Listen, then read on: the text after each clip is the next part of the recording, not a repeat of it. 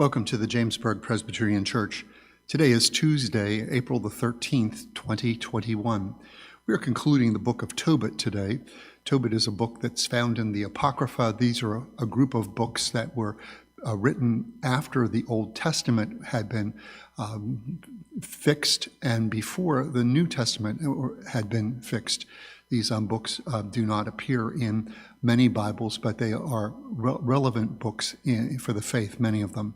The book of Tobit has three primary themes in it. One, the importance of family.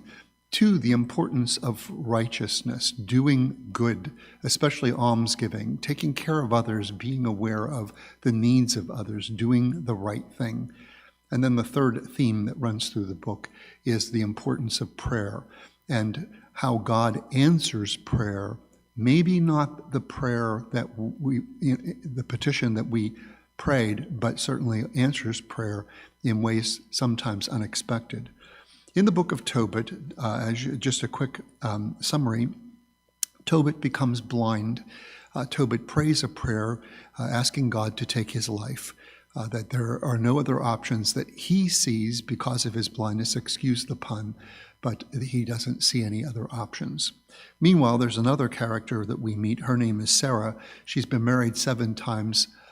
She is possessed by a demon, and every time she goes to the bridal chamber on the day of her wedding, the demon appears and kills her husband.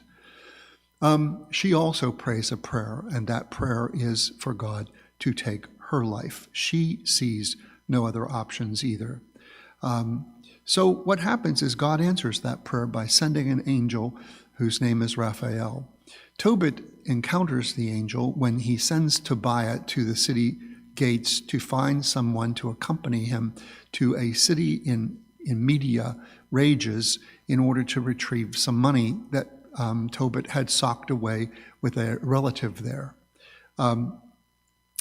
He meets Raphael, not knowing that Raphael is an angel. They agree on a price for this journey, and then Raphael accompanies Tobiah. On the way to Rages, they come to the city of Ecbatana. They stay overnight, and Sarah and Tobiah are married.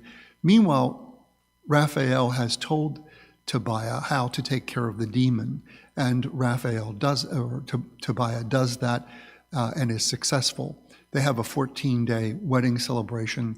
During that time, Raphael continues the journey to Rages, retrieves the money, brings that family back to Ecbatana, where they continue the marriage celebration, and then the whole entourage goes back to Nineveh to bring the money and the good news of Tobiah being married to Sarah to Tobit. When they arrive in the city, Tobit is healed of his blindness as Tobiah does again what Raphael tells him to do, and then begins another wedding reception, another celebration of this marriage. Today's installment could be titled All's Well That Ends Well. It begins with Tobit had earlier, I think it was in chapter 3, told Tobiah what to do in life, how to be a good person. And one of the things that he said is, when you agree to pay somebody their wages, pay them promptly. Do not sleep on it. If the day ends and you have agreed to pay wages at the end of the day, pay them.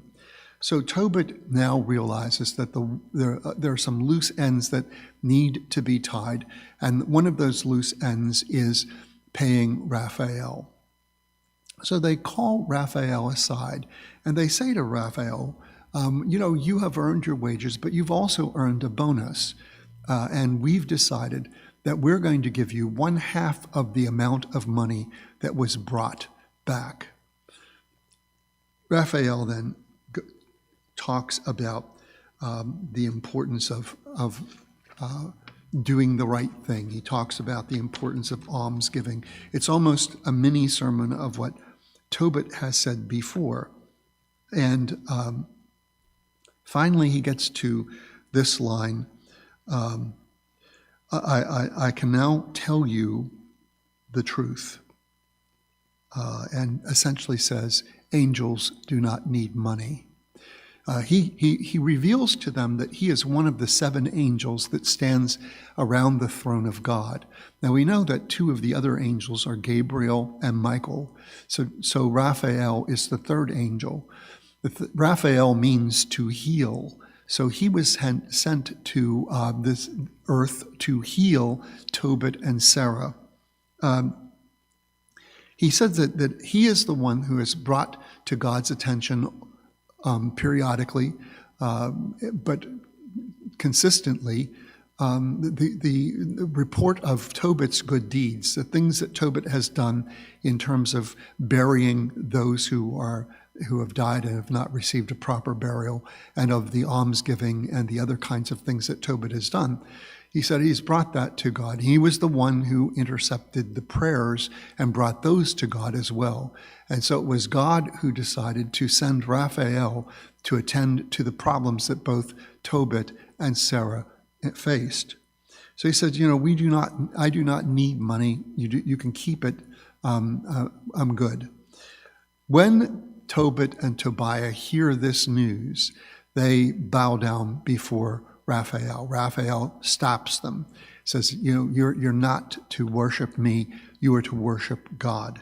You're not to bow down before me, you are to bow down before God. And tells them that once he leaves them, that they should continue to give thanks to God, sing praises to God, and continue to acknowledge God's wonderful deeds. And then to Raphael, in fact, ascends into heaven.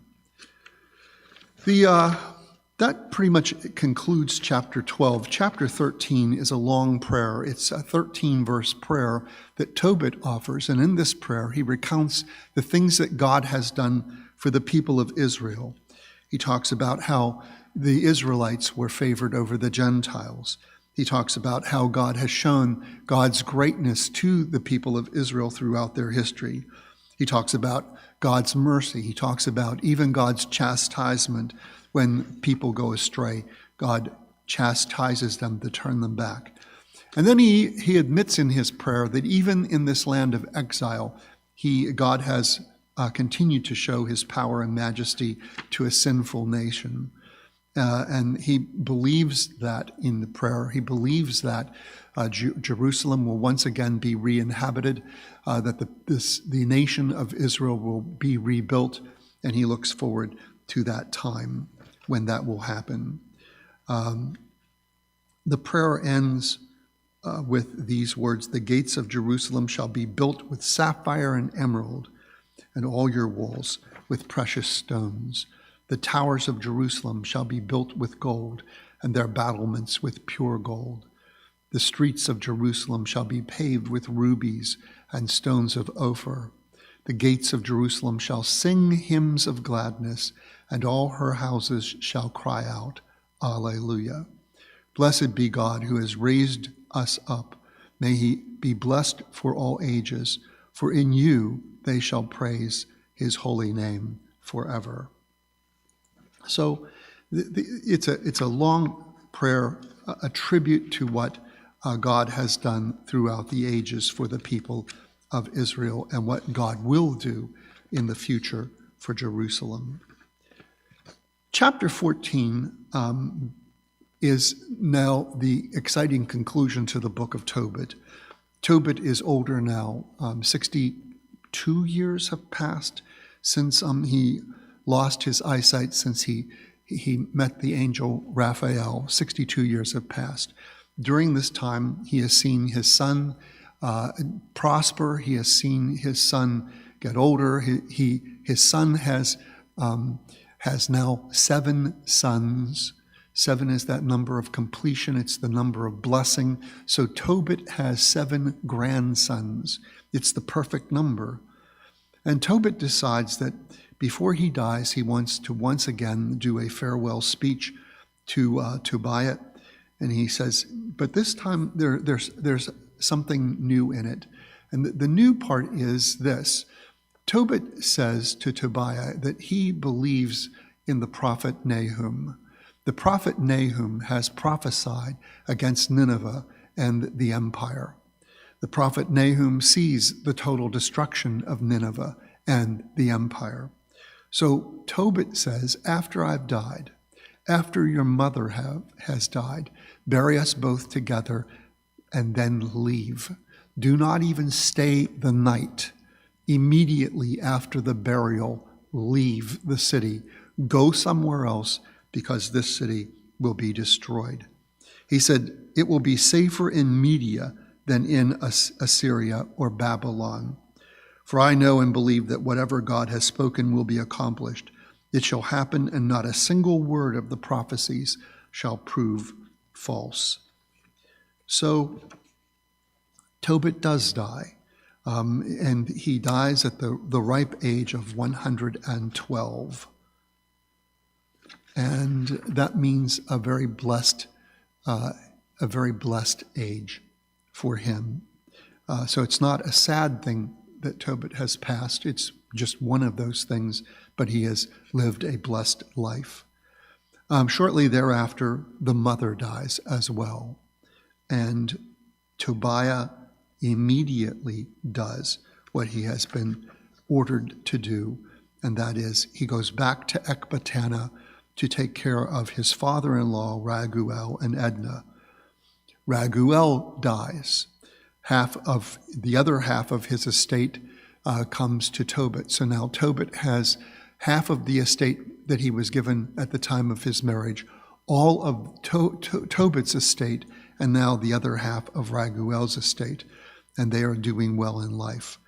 We are told then that Edna dies, and Tobiah buries both Raguel and Edna together, and then we are told that Tobiah dies. Tobiah is kind of the last of the family. We are not, the 7 grandchildren continue to live, and the story ends with Sarah continuing to live. So she is still alive when the story ends, a grandmother to take care of her grandchildren. It's a book, the importance of this book in the final 3 chapters is once again the importance of prayer.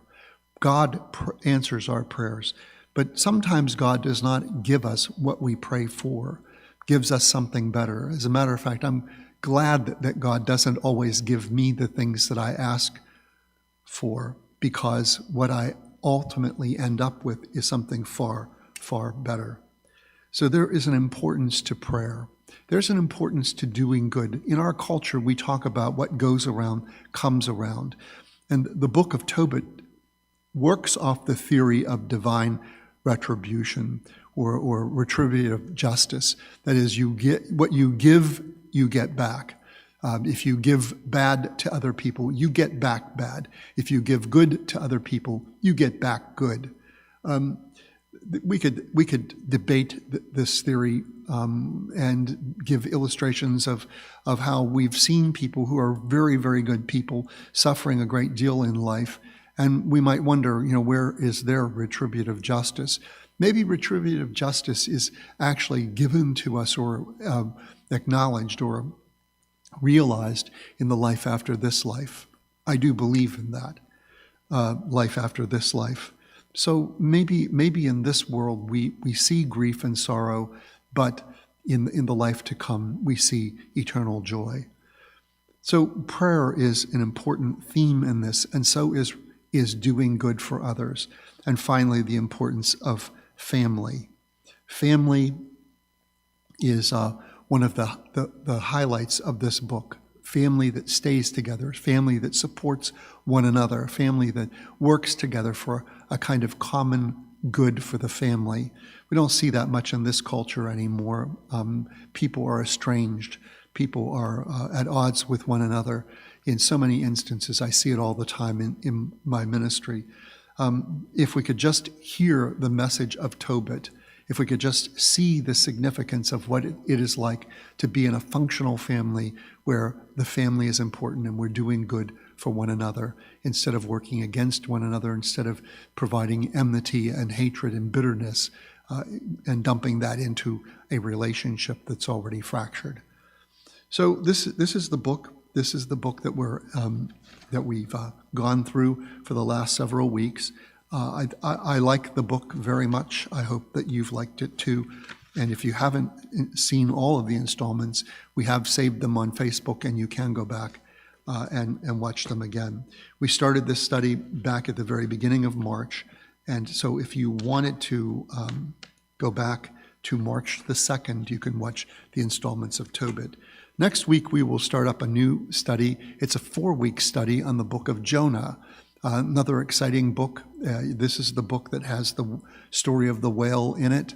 It's a little fishy to me, but anyway, you'll enjoy it. Tomorrow we will be doing a devotional, and I've got a good one planned for you. So we'll see you soon. Stay well, stay safe, and in our case, try to stay dry. See you soon. Bye now.